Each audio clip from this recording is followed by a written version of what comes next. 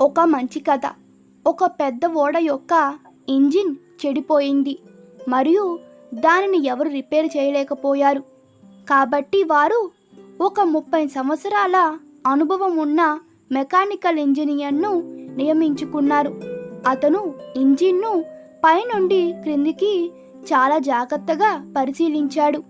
అంతా చూశాక ఇంజనీర్ తన బ్యాగు నుండి చిన్న సుత్తిని బయటకు తీశాడు. దానితో ఇంజిన్పై మెల్లగా ఏదో కొట్టాడు. వెంటనే ఇంజిన్ మళ్ళీ ప్రాణం పోసుకుంది. ఇంజిన్ సమస్య పరిష్కరించబడింది. ఒక వారం తరువాత ఇంజనీర్ ఓడ యజమానికి ఆ జైంట్ ఫిష్ రిపేర్ చేయడానికి మొత్తం $20,000 బిల్లు వేశాడు. ఏంటి, $20,000 అన్నాడు యజమాని.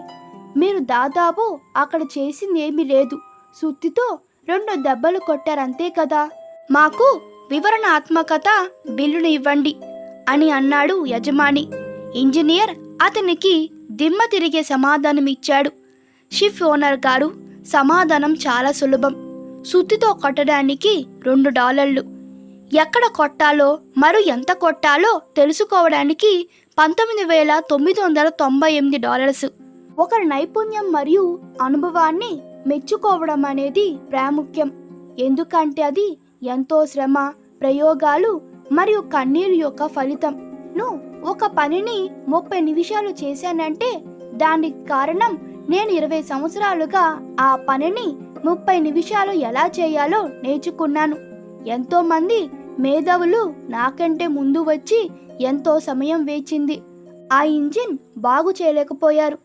మీరు నాకు చాలా నిమిషాలు పని కాదు, సంవత్సరాలు పని రుడబడి ఉన్నారు అని బుద్ధి వచ్చేలా సమాధానం ఇచ్చేసరికి మారు మాట్లాడకుండా మెకానిక్ అడిగిన $20,000 చెల్లించాడు షిప్ యజమాని.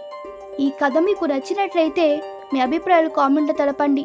Please like, share and subscribe to my channel. Thank you.